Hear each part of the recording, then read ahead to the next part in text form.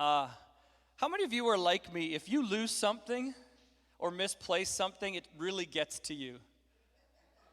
Like I'm not a I can lose it and then it's okay and I know Pastor put up his hand, but I've never seen someone be able to handle losing a wallet with such grace. It took a lot of years of practice, he said.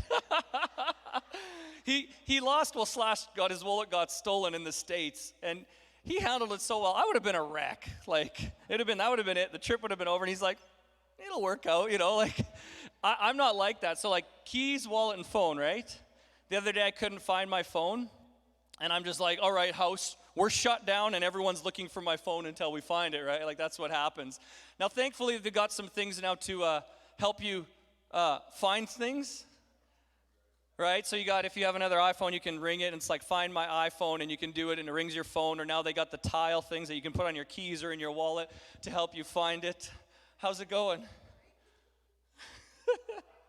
I've asked these people to come up because we can't come down to you right now, so they're going to be close to me, and then I'll get to engage with them. So that's why they're up here. They didn't just decide to invade the stage today. But finding things like that, when it's missing, I don't love it. I can't do well, but we can find things pretty easily now. Have you ever deleted a document or something you didn't want to delete? And then you're like, oh no, what have I just done? Or a picture or a text. Sometimes I'll try to clean out my files and I'll do a select and I'll be going through trying to get rid of stuff and I'll delete it. And then I'm like, wait, that one I needed to keep.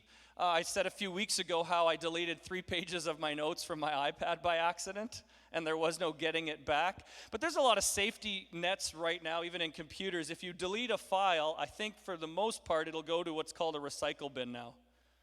Right, so you can even delete a file, and you're like, oh, that wasn't what I wanted to do, or somehow that happens. I've been doing a lot of work with Alec and different people on Premiere Pro, Adobe. Oh my goodness, the learning curve on video editing software. There's been a lot of undo on that because I do something and be like, what did I just change? I have no idea. Undo, help. Right? So they have a recycle bin and you can recover a lot of stuff. I had a computer though a ways back that got a virus. Anybody ever had a computer that got a virus? And it shut down. And I lost everything. It wouldn't open. We tried all of our software, everything like that. And I thought, well, this is it. I can't access it. Everything's deleted. Everything's gone. It's frozen up. And so we were just storing the processing unit, like the base in the basement. I don't know for what. And then one day I was talking to a friend, and they're like, you can take that to a computer expert who knows about computers. And I don't know the tech world that much, but it's sort of, I think things leave like a digital imprint in your computer. And he goes, if they can go in and get rid of the virus and change some things and clean some things up, they probably can actually bring back the things that you thought were lost or deleted and can wipe it out and clean it out, and you probably can get that stuff back again. And I was like, I had no idea. I just thought, done forever. And so maybe I started pondering that and thought, wouldn't that be nice in life? Right? Some things that maybe you've lost out on or have been deleted or you missed out, you just thought, man, if I could hit an undo button, I would have done it there and there and there. Or maybe a redo button where you really like something. I'd like to redo that again and redo that again and redo that again. And so there was this expert that could kind of do that. And a couple weeks ago, in prayer time on a Friday, Lorna Hanaszewski was sharing a word that God put on her heart, which she is wont to do. And if you follow Facebook, she's always doing that, and it's great, and it's always encouraging, and I read them, but she shared something that God had kind of put on her heart, and it ignited within me. Just one word. She said, here's the word, and it jumped inside of me, and I thought, man, this is kind of important for the time that we're going through right now, because in the midst of COVID, all things virus, we can really experience a sense of loss, a sense of hopelessness for some, a sense of, Brad preached on isolation a few weeks ago, things that you once thought, whether it be a job, whether it be, a relationship or something like that, all of a sudden seems to be in jeopardy. And so you may feel like, much like other people did, that, some things kind of just got deleted from your life. Some things maybe were just kind of cut out or lost from your life. And like my computer, you were like, I think it's gone. But I want to tell you something, and then I'll get into it a bit later. Do you know if you could find an expert who knows something about your life that there may be something you can do about some of the losses and some of the things that feel deleted, some of the stuff that feels like it's no longer going to happen. Maybe there's some dreams in your life, some things you thought were going to happen that seem like they're long gone and the time is over. But maybe, just maybe, there's like a digital imprint or a life imprint that if you can get rid of some of the virus or get rid of some of the things, or there's a way to get it back. So we're going to talk about that. And so here's the main idea of what was going on, and I'm saying all this about recovery, is this: you can recover that what you thought was over. So there's a lot of things that we think are over now, and there is probably going to be a new normal, but the word that Lorna said was recover, and it just ignited in me because I thought, man, if ever there was a time where it feels like stuff is lost, stuff is deleted, we're never going to get it back, I wanted to encourage you today to say, you can recover the things that you thought were once over. It's going to be good. I'm already getting claps right now, so it's going to be good by the end when it's, we're just getting warmed up. So the word recover means to return to a normal state of health, mind, or strength, right? And they're talking about the new normal. We don't know what it's going to look like, but returning to something that you would say is normal. It also means to regain or get back. How many of you would like to maybe get back some things, regain some things? A few years of your life, a few decisions, a few things. Yeah, I'd like to get those back. I'm going to ask someone in the middle of this, can someone turn the air exchange on? I am really hot up here. You guys are probably cold, but I got to make it to the end. Carrie's like, it's freezing in here. Yeah, okay. Just 15 minutes. It doesn't need to go on long. So it comes from the Latin word recupere, which means to recuperate. So watch this. The desire to recover things is prevalent in today's culture. In fact, it's a multi-billion-dollar industry, the recover industry. Think about it. I was watching some tennis back when it was still live. I think it's coming live again. But they were telling the people that travel around with their entourage and their group and come with them. And back in the day, it was probably just the tennis player and maybe a coach. But now it's a nutritionist, a sports psychologist, a therapist, all of this, a physio, a mental person, and they have all of this. What is the goal of all of those people that they got traveling with them? The goal is to make sure that they can be in their peak performance, playing the best they can when they go to a tournament and then they have a match. Then everyone comes in with the goal and the desire that they can recover their body, recover their strength, recover their energy so they're able to perform every match, every game, every set the best they can each time. So they pay a whole lot of people to help them recover their peak performance, recover their normal state of health and strength, to get back that which is lost when they're doing the match. And so it's a multi-billion-dollar industry. Chiropractor, me. Masseuse, me. You're trying to recover things that are gone? Messed up. There's health books, there's self-help books, there's blogs, there's vlogs, there's how-to, there's to get back things that are gone, whether it be relationships, whether it be your youth. Makeup, tuck this, add this, right? You're trying to recover something that you once had. There's one of the most famous trilogies that I think is Indiana Jones. And I think the one was the Temple of Doom. Don't watch it, children. It's a little scary. But their desire is to get to the fountain of youth and search for the Holy Grail, that if they can dip that cup in that water and drink it, they will be young forever. They can recover their youth. So it's a multi-billion-dollar industry. It's pretty important. It's pretty prevalent. And I think people would do anything to recover those things which are over a lot of times. And that's what we're trying to do. And they're trying to do. So maybe you want to recover a moment you enjoyed so much, that time you had with that loved one before they passed away, right? And if only I could go back, I would say this differently, or I would do this differently, or I'd change this about this relationship, or that time I had the time of my life in my honeymoon or on that trip. Wouldn't it be nice if there was someone that was an expert in recovery, that knew everything about us that could go back, and if we've got some things that have come in, or some viruses, or we've dealt with stuff, or circumstances, or we've lost some things and we've given up on some things, wouldn't it be great if there was an expert who knew everything about us, who knew the hair count on our heads, who created us in their image, who knows everything, every thought we have, every desire we have? Wouldn't it be great if there was an expert who, like the computer expert, could go back and clean some stuff out and say, okay, this is what the original intent was. This is what it was supposed to look like. I can put this back in place the way it was supposed to be. Wouldn't it be great if we had that?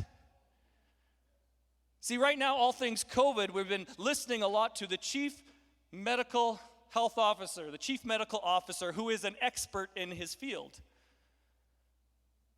And so they tell stuff, they do studies, and we listen to them, and they tell us how to flatten the curve, and he tells us how to flatten the curve, and how to make sure you're staying safe, and how to quarantine, and how to recover in case you get sick. So they have the CMO, the Chief Medical Officer for all things COVID, but we have a CRO, a Chief Recover Officer for all things deleted.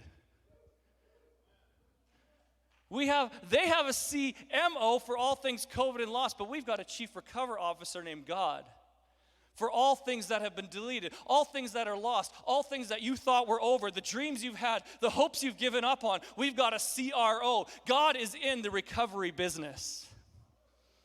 I'm going to say that again. God is in the recovery business. You know how I know this? Because he sent his son Jesus for that very purpose. He sent his son Jesus to recover a relationship that was lost in Adam and Eve and put it back to regain and get back, or a normal state of health. And so he sent someone to recover and say, hey, this is the way it was meant to be. So do you have some things you'd like to recover this morning? Do you have some things that maybe over the last season that feel like it's been lost? If that's you today, you may be thinking your stuff is too lost, your situation is too hopeless, your past is too checkered, your sins are too sinful, your file is too deleted. But I'm here to tell you today that the CRO, Chief Recover Officer, is on your side, and you can recover that which you thought was over. All right, let's get into it. 1 Samuel 26, verse 1 to 2. We're going to jump into someone who's not having a great day. He's kind of having a COVID season. And you may be familiar with this story, but he's ticked off the governing authorities of the time. And the king, whose name is Saul, is now trying to chase him with 3,000 of his finest men and dispose of him, get rid of him, right? And so in this season, we find David kind of hiding out in the wilderness, and we're jumping into this story, and this has been going for a while. He's been in this circumstance for a while, and he's been going through some stuff for a while, and we're going to jump into this. We're going to read 1 Samuel 26, chapter 27, 28, and kind of walk through this, and then God's going to help some people recover. Verse 1, now the Ziphites came to Saul at Gibeah, saying, is David not hiding in the hill of the Hachilah opposite Jeshimon? Then Saul arose and went down to the wilderness of Ziph, having 3,000 chosen men of Israel with him, to seek David in the wilderness of Ziph. So his friends tell on him, or somebody does. They rat him out. Anybody ever tattletaled on you? We deal with kids all the time. You're just a tattletale, right? So they tell Saul where he is. Have you ever had one of those days? Just one of those days? This is not a good day for David, I don't think. Right, he's doing well, he thinks he's fine, and then someone tells on him, and all of a sudden he sees 3,000 men with Saul coming after him to find him, to seek him. And so here's what happens when you read the story, the account of this happening. Saul's men kind of gets late at night, and they decide to make camp for the night, and they put Saul in the middle, and all the soldiers camp around him. They go to sleep, and David's hiding in the kind of a cave or the wilderness, and they send out some spies and say, hey, look, they're sleeping there. And David has this great idea. He's like, I'm going to sneak into camp, Saul's camp. I don't know exactly if he knew what he was going to do. He may have thought like what he ends up doing is what he was going to do, but he takes Abishar with him, and they sneak into Saul's camp. And so Saul would have been in the middle, and they would have had to get through, all the other soldiers, and they get to him, and he gets beside Saul, and Abishar goes, David, this is your chance. You can get rid of Saul and this will all be over because nobody else hates you like Saul does. And you know what David says? He says this. I want to get it right. Maybe I won't. I don't even know where I am anymore. Oh yeah, who can stretch out their hand against the Lord's anointed? Man, that really ministers, because in light of what we're facing, right, like you got to understand, this is the governing authority for him in Israel, Saul the king, but Saul's not doing right.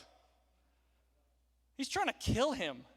It's not for his favor. And in that situation, when David has an opportunity to destroy or put down or kill or do some harm to the governing authority, Saul, he says, it's not my place to touch the Lord's anointed.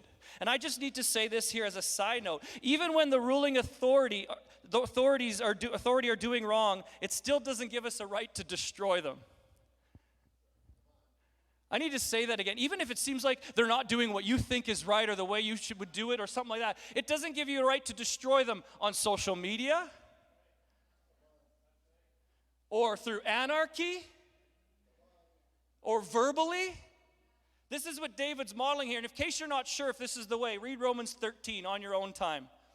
Paul talks, I talked about this a few weeks ago. Paul talks to the Roman Christians, and in the midst of government that was not healthy, was not for their Christian beliefs, he said all authority comes from God.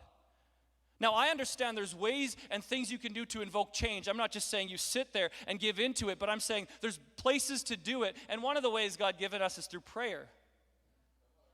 But social media ain't going to solve the issue. Okay, side note, got to get off that. So David went down and snuck into Saul's camp, and he doesn't kill him, and he's sitting there, and he decides to just go, I'm just going to take his javelin and his water jug. So he grabs it, and Abishai and him run away and go hide back over here. And Saul wakes up the next morning, cock-a-doodle-doo, right? And the sun comes up, and David stands up somewhere far away, hiding over something. And he goes, Saul! And they look and they go, is that David up there? And he goes, what is he holding? I got your javelin and your water jug. And David proceeds to tell him that basically, I could have killed you, but I don't have anything against you. Right? I had, you in my hands, but this is just to prove, why are you chasing me? Why are you going after me? And so if you read some of the scriptures, Saul vows again to not chase David anymore. And you see in 1 Samuel 26, verse 25, then Saul said to David, may you be blessed, my son David. You shall both do great things and also still prevail. So David went on his way, and Saul returned to his place. So a few verses before, Saul goes, I'm not going to chase you anymore. You've proven yourself.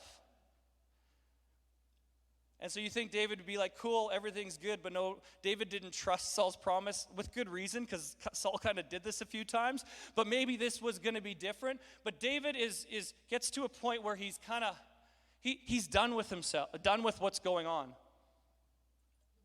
And I think he kind of went, if I didn't get Saul's javelin and water jug this time, my life was over. So he has this great idea. How many of you had a great idea before that doesn't quite turn out? I got me an idea. And it says, David in 1 Samuel 27, verse 1, and David said in his heart, now I shall perish someday by the hand of Saul. There is nothing better for me than I should speedily escape to the land of the, say it out loud, land of the, wait, say what? Say what now? The land of the Philistines. And Saul will despair of me to seek me any more in any part of Israel, so I shall escape out of his hand. If you know the story of David, right, I think David probably thought this. You know the saying, the enemy of my enemy is my friend? That's probably what he's thinking there, because if I go into the Philistine land, Saul's not going to want to risk chasing me there, so the enemy of my enemy becomes my friend. So this is kind of his well thought out plan. But do you understand that he gets into the land of the Philistines and he's going around, and do you know who he places himself with and under? The king and leader of Gath. Who knows their David stories? Who remembers David and Goliath? Do you know where Goliath was born and from? Gath. Are you kidding me? So David, he's sitting here, and because of circumstances, because of what he's going through, because everything seems lost and everything seems over, he sits and positions himself with the Philistines, and not only that, with the exact very king who years before he had came and actually brought victory to the Israelites for. He positions himself with them. And I think it's amazing that when we're tired of battle, tired of being chased, when we feel worn out, worn down, maybe virused out, or afraid that we try to find safety in the places we once defeated. Watch this. See, David once defeated Goliath, and Israel destroyed the Philistines. And now he's trying to find safety back in the place that he once defeated. Why? Why does this happen? Because in crisis, and I would say COVID is a type of crisis, but in crisis, guess what's when we start to feel vulnerable or uncertain or afraid, or watch this, uncovered. When we start to feel uncovered, the word uncover means to just remove the covering. A cover is a thing which lies on, over, around something, especially in order to protect it or conceal it or keep it safe. David felt uncovered, unprotected, vulnerable, uncertain because of the circumstance, because of the crisis he's in. So much to the point that, watch this, he's walking directly away. Because you got to remember, if you know the story, what was David anointed to be? The what? The king of Israel. And he finds himself aligning with places and things that is opposite of his calling. And it's because he feels uncovered. When we feel uncovered, the things we once defeated can be the places we go back to and try to find comfort and protection in. Listen, it's proven. When you feel uncovered, when you feel vulnerable, when you've gone through hardship, when you're going through stuff, sometimes we try to find comfort in the places that we were once defeated, the things we said we'd never go back to. Alcohol. Drugs, maybe. I'm never going back, and you find yourself. Pornography, going back into that. How about this? Binge eating. Comfort eating, maybe even shopping, binge shopping. The places of comfort, you say, well, I'm not going to do that again. I can't afford to do that. But then you feel uncovered. And like David, you go back to these places that you said, man, David won victory over the Philistines, but yet he finds himself fighting in the very place that Goliath was born. And in 1 Samuel 28, verse 1, it says this. Now it happened, and this was inevitable, by the way, because he's fighting for the Philistines. And so he's going around and finding all the Philistine enemies, but right now the people who he's fighting are the enemies of Israel as well. And it says, actually, David was so worried about being found out, he left no survivors whenever he fought a battle. Because he didn't want the word getting out that he was fighting for the Philistines. But you knew this verse, 1 Samuel 28, was going to happen sooner or later. Now it happened in those days that the Philistines gathered their armies together for war to fight with who? Oh no, now my worlds are colliding. And now they're asking him to fight with Israel. And the king and leader of Gath comes up to David and he says, hey David, I know you're an Israelite. Where do you stand with this? And David says, I'm fighting for you now. He does. He goes, I'm fighting for you. Now, I don't know if he had some ultimate plan to turn the tides after that, but he got to such a place that he was actually opposing the very thing he had been anointed and called to do. See, when we feel uncovered, we can end up trying to fight, watch this, trying to fight against the very places and people we were called to be part of, and in some cases lead.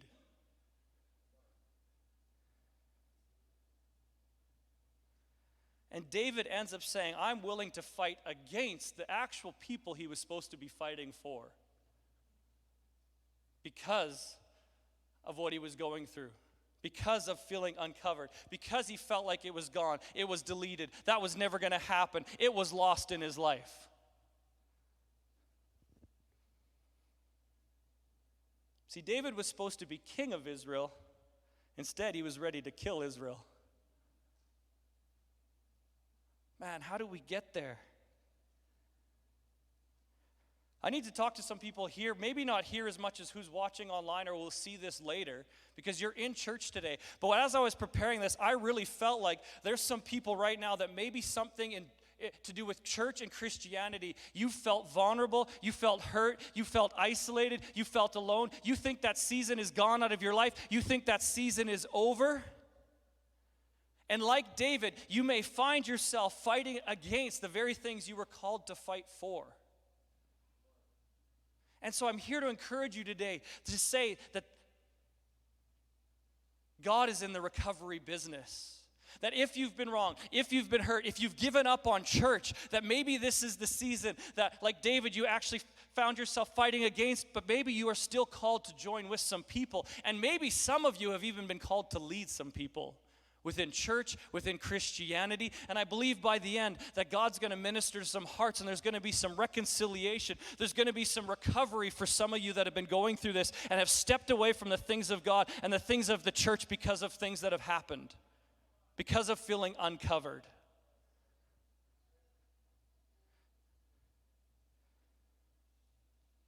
And so then David is like, I'm fighting for you, Philistines. This is going to go good.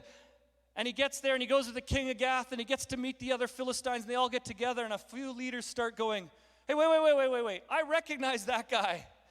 He's the guy that they sang songs about, killing 10,000 of us. There's no way he's coming to fight with us. There's no way he's going to turn on us. They said, he can't come and fight with us. And the king of Gath said, no, he's a good dude. I vouch for him. And he said, no, he's not coming with us. And so fighting for things that you were meant to defeat does not always bring fulfillment, acceptance, belonging, or escape. It often brings further rejection, loneliness, isolation, or bondage. So even the places David had been defeated, he's trying to find comfort and solace in these things that he's not even supposed to be associated with, and things, and even them, they gave him the.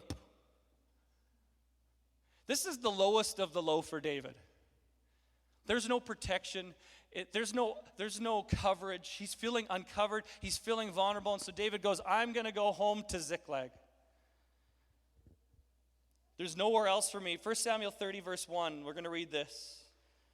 Look at your neighbor and say, he's going somewhere. Say, get ready. Get ready. 1 Samuel 30, 1-3. Now it happened when David and his men came to Ziklag on the third day that the Amalekites had invaded the south and Ziklag. They attacked Ziklag and burned it with fire and taken captive the women and those that were there, from small to great. They did not kill anyone, but carried them away. Look at someone beside you and say, carried them away. Type it if you're watching on Facebook or YouTube. Type, carried them away. Let us know that you're watching and that you're engaged right now. And so they carried them away. The title of this message was Recover, Taking Back That Which is Carried Away. So these people came and carried everything away, and they went their way. So David and his men came to the city, and there they're walking up after all this battle, after being chased by Saul, being rejected by the Philistines. They walk back to their home, and they come over the hill, and they see fire. They probably saw smoke from a ways away, and they're going, what's happening? What's going on? And they come over, and they see it destroyed, with everything taken away, small to great. And it was burned with fire. Their wives, their sons, their daughters had been taken captive. This is another one of those days. And so David is going, man, I've lost everything. There's nothing going on here. I don't know what to do. But at least, I'm sure he's thinking, at least I've got my soldiers on my side, the guys that have been with me through thick and thin, the people that have never left me, the people we've been doing battle with. I got these guys on my side. We can come up with something. I'm sure he was thinking that. But at this point, I'm sure he felt hopelessness, despair, that everything was lost, that there was no getting it back. And in verse 30, 1 Samuel chapter 30, verse 4-6 at the beginning, then David and the people were with him, lifted up their voices and wept. I've been there a few times where it's so heartbreaking that all you can do is weep because you don't know what to do. Until they had no power to weep. And David's two wives, you can read them there for yourself, and Abigail, the widow of Nabal the Carmelite, had been taken captive. Now David was greatly distressed, watch this, for the people spoke of stoning him. people closest to him. They're like, we're done, David.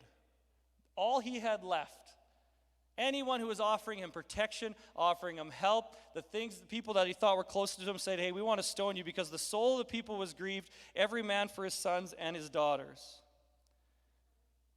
They wanted to stone him. See, I think this is a human tendency, a human nature thing that when something goes wrong, when you're going through crisis, oftentimes we as humans default to kind of looking for something or someone to blame. I do it. And unfortunately, it's often those closest to you or those who are leaders or things like David would have been, but it's the closest relationships in your life. And we want to start throwing things. See, we don't throw stones physically, we throw stones verbally. That's where we throw the stones. And something doesn't work out, and we're like, da, da, da, da, da. Right? So when feeling uncovered, the tendency is to lash out the people who actually have been trying to help us the most. I'll tell on myself, right? The ones I'm closest to, my wife. Who gets the brunt of something if it's going on in my life, and then for my wife? Oftentimes, if I'm not careful, you lash out there. And they get the brunt of it. Your kids may get the brunt if you're having a bad day or if you're going through something. And so these men turn on him. And the question I want to ask, and I ask myself, is who or what do you turn to when you feel uncovered? Or who or what do you do when you feel uncovered?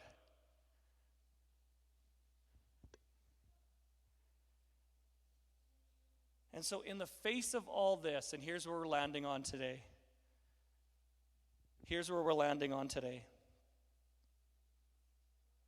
What did David do in the midst of this? I love this phrase.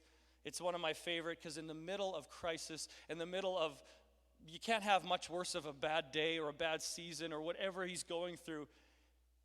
Everybody wants to kill him. Nothing's left. He's lost everything. Everything's over. He has every reason to be hopeless. In 1 Samuel 30, verse 6, the second half, it says this.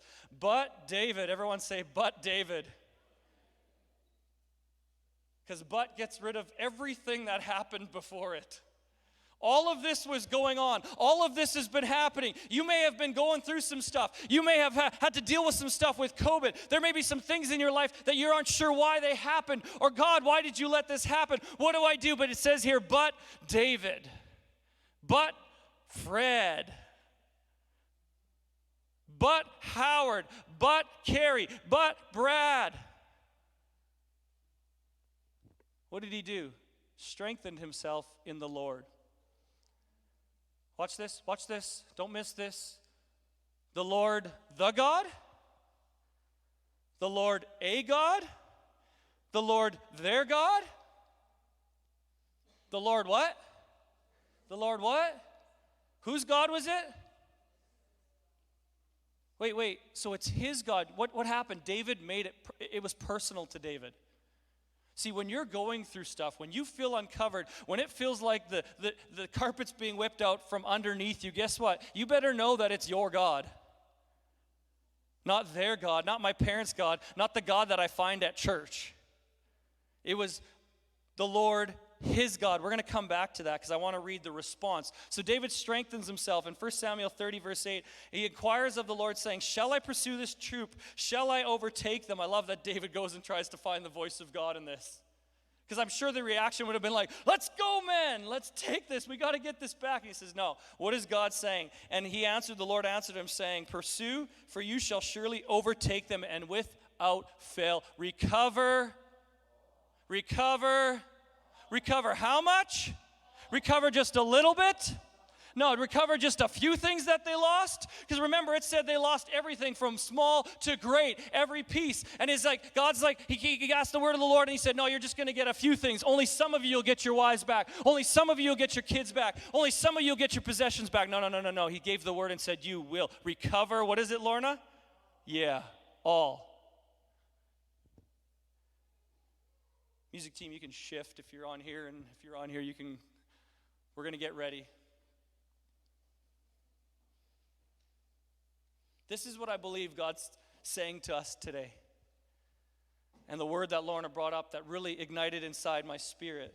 He's wanting me to let you know, if you're watching today, sitting on your couch at a coffee shop, wherever you happen to be watching this, on a bench later in the summer sun, and you've been going through something, despite what it looks like, despite what you may have been through, despite what COVID has done for you, against you, despite the fact that you may be in a place like David, where it seems a lot, where it seems like things have been deleted, where it seems like files have been gone, parts of your life are over, you're never going to get them back. I believe this is the summer of recover. And I'm going to extend it into season. But I really believe that this is what God is saying, that this is a summer of recover. The summer of recover. The season where some of you are going to be able to recover all. I know there's some people here that you've had dreams, you've had plans, God's put some things in you, or maybe you've just thought, man, it would have been nice to do this, or I desire this relationship, or I want that, and you think the season's over, you think it is lost, you think it is over, but I'm telling you today, God is saying it's time to recover all. Here's 4 things quick that you can recover from this story that we're just going to reference. The first thing David recovered was relationships. He got his wife, they got their wives and kids back.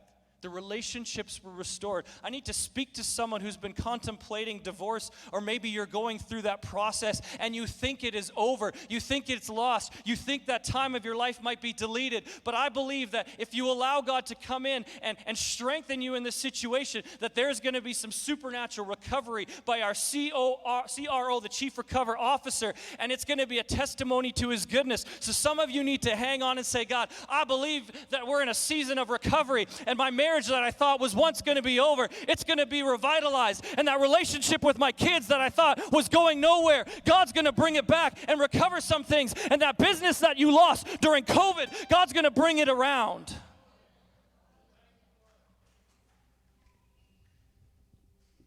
Come on, I feel God in this today. This has affected a lot. Even like Brad, you're saying you haven't been able to travel and things like that. But I believe the recover is going to be so far beyond, because I'll show you what happens when they recover, than anything you've been doing before. People in those situations where you feel like it's been 10 steps backwards, I believe God's going to come in and recover, and it's going to be 100 steps forward. Come on. The second thing they recovered was possessions. It says in this account, if you read it, nothing was lacking. Anybody got some lack? Then if you, well, come on. I'm getting excited today. God's stirring some things. If any of you have lack, then guess what? You're eligible for recovery. You're eligible to recover some things that have been taken from your life, that have been removed from your life, some places the enemy's come in and stolen some things from your life. You're eligible for some recovery. Is this getting to the back? How you doing back in that section there? That's it, Ralph. I see ya. We're almost done here. It says nothing was lacking, small or great. Remember it said everything was taken small to great? Now it says nothing was lacking, small or great. Spoil or anything which had been taken from them, they recovered all. Watch this. Not only did they recover what had been taken from them, but they recovered from those that had taken from them. Not only did they recover that which had been taken from them, but when they went and defeated them, they got to take that which had been taken from them from those that had taken it from them. And their stuff. And they recovered and took from the enemy. And they gained more from it. That's what I was saying to you, Brad. Because it says, I'll say this one and then we'll talk about the fourth one. Third one is position. You don't hear them saying, down with David, stone David, boo. They were like, good job, David. He restored the position. And I need to say this, some of you through COVID, maybe you've lost a job. But I believe there's going to be, maybe you've lost a focus or an area or direction. I believe God's going to restore some position. And not only that, I heard this promotion. I believe promotion's going to come to some people here where you think this last place it should come out of with COVID and everything doing a downturn. But I believe that God's going to recover. And not only are you going to get some better jobs, not only are you going to have some better business ideas, that it's actually going to lead to some promotion. In the midst of people getting fired, in the midst of things happening, you're going to step up and they're going to say, we need you to step up. We got to give you a promotion. You're doing something that nobody else is doing because God is recovering that which is lost. The last one, the fourth one, blessing. This is important. They recovered their ability to bless. See, we don't get all this. You don't get possessions. You don't get recovery just for yourself. But it says that David went and gave all his friends, his families, the leaders, the elders, some of the extra. See, when we recover, we can be a blessing to others. Come on. All right, I got to get this and then we're done. 1 Samuel 30, verse 6b, I said I would come back to this. But David, everyone say, but David, strengthened himself in the Lord his God. Strengthened. Rory, give me a flex. Show me your muscles. You got all shy. There we go. See, watch. Strengthening does not happen in a moment. I just got back to the gym after the COVID season and then some. And I was like, I'm going to walk back in and I'm going to get on that treadmill and I'm going to run my 5K. I got through half a K and I was like, dear God, my knee hurts, my lower back is stiff. And I dropped the speed to just above a walk. And then it was like, okay, buddy, here we go. You haven't done this in a while. It's not quite like riding a bike. And then I was like, I'm going to hit the weights. Oh, just the bar on the bench press with no weights. Just warming up, really. Yeah. And this is what I realized, that I'm gonna have to strengthen myself. Watch. I'm gonna have to get around the gym. I'm gonna have to get to that treadmill. I'm gonna have to get to the weights and slowly start building myself up. See, this is what David understood. And he may have got his answer only in a few days, but he learned, because it was his Lord, that there's sometimes you just gotta get around it. You just gotta be able to hover, as Alex said before. See, sometimes we just gotta hover around it. I gotta spend some time hovering at the gym, getting to the treadmill, getting to the weights, hovering around so that I can allow myself to be strengthened. Watch, because watch this. See, David strengthened himself, spent some time hovering around the Lord in the presence of God. And as he did it, the Spirit of God descended and the presence fell and the Spirit hovered over him. Watch. David allowed God to hover on that which he thought was over, and that enabled him to recover. You got to get this. David allowed God, in the presence of God and the Spirit of God to hover over that which he thought was lost, that which he thought was deleted, that which he thought could never happen, that relationship, that job, that desire in your heart. He allowed God to hover on that which he thought was over, and it allowed him to recover. Because you can recover where, well, let me get this right. You can recover where you allow God to hover. Come on, it's not just a rhyme, it's a fact. You can recover where you allow God to hover. You need a new direction for your life? Allow God to hover. You need a creative idea for your business? Allow the presence of God to hover in your life. You need a miracle in your relationship? Say, God, I need you to hover in this situation. You need some strength. You need to, come on, somebody needs to stand with me. You need some encouragement. You need some peace. Come on, let's get into it. Joy, allow God to hover. Okay, come on, let's stand. Let's stand. I know you're taking notes. It'll be on there. The notes will be there. Because we're going to move into a time of worship. You need to allow God, the Spirit of God to hover. Watch. Oh, I feel God hovering right now. The presence of God in this place is going to be recovering some hearts, recovering some strength, recovering some things. Watch this. Hover is how creation was birthed. Did you know this? This is how all creation was birthed. In the beginning, The earth was without form. It was void. It was lost. It was not producing. It was deleted. It was uncovered. But the Spirit of God was hovering over the face of the earth. See, you thought, hey, everything's gone. There was a form. There was nothing producing, nothing going on, but it says the Spirit was hovering. The hover is how creation was birthed. Hover is how the Savior came to earth. Watch this. Watch this. It says Mary was sitting there, and the Spirit of God came upon her and hovered on her and overshadowed her. And the chief recovery officer, Jesus, was birthed inside of her.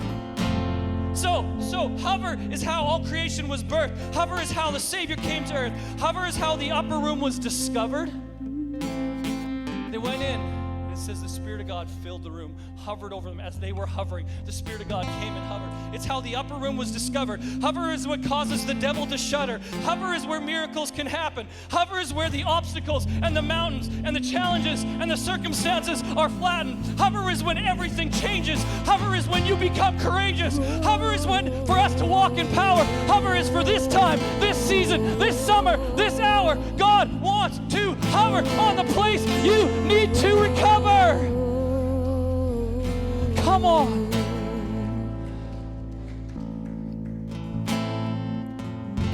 I'm done. God wants to hover on the place where. We'll do this as a move. Probably are. But this is what we need to do now, is allow ourselves to hover and allow God to hover on us.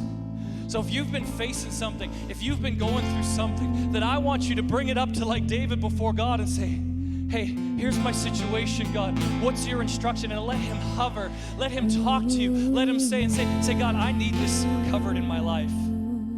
And I believe in this summer we're going to start hearing testimonies. God's presence is going to start to move and hover on your situation. And those things that you thought were over, those things that you've given up on, those dreams, some people here have been saying, I don't have any dreams anymore. I think it's too far gone for me. That God's going to start to ignite those and recover them in your life.